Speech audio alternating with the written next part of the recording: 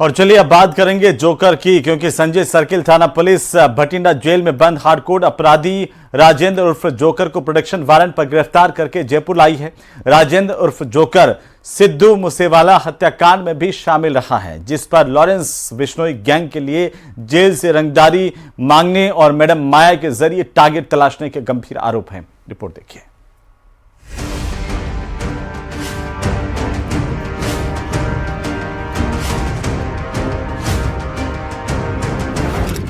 Jaipur police की custody में Lawrence का गुर्गा प्रोडक्शन वारंट पर भटिंडा से लाया गया जयपुर। जेल से लॉरेंस गैंग के लिए मांगता था रंगदारी।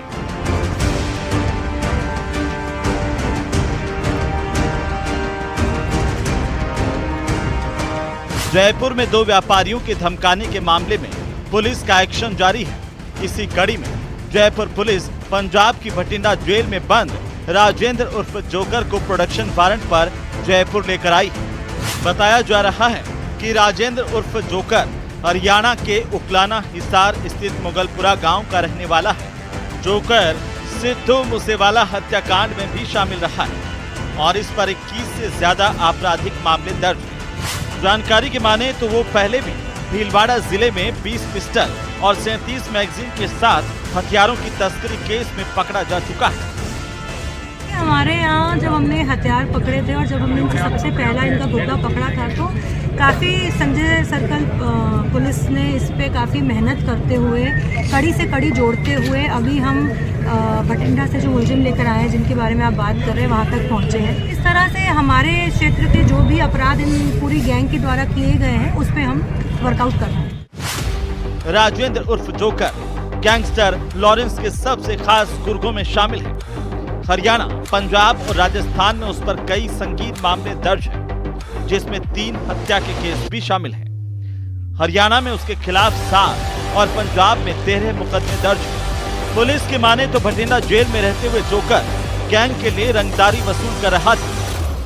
चीटिंग फॉर्जरी के कई मुकदमे हैं और ये हरियाणा रैली में वांटेड है। तो इस तरह से, क्योंकि अब ये गैंग बहुत फेमस है और इनसे सब कोई जुड़ना चाहते हैं, तो इन्हें लग रहा होगा कि इजी मनी है यहाँ पे। बाकी क्राइम करने में इतना इजी मनी नहीं है, किसी को फिरौती देकर पैसे मांगना ज्यादा आसान है, तो ये इससे जुड़ना चाह रहे हैं। दरअसल हाल ही में 2 कारोबारी को रंगदारी के लिए लॉरेंस गैंग की धमकियां मिल रही थी।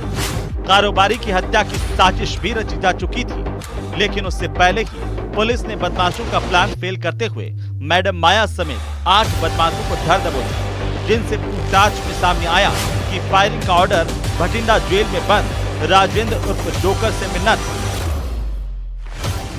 अब तक की जांच में ये बात भी सामने आई है कि जोकर बेहद शातिर किस्म का बदमाश है।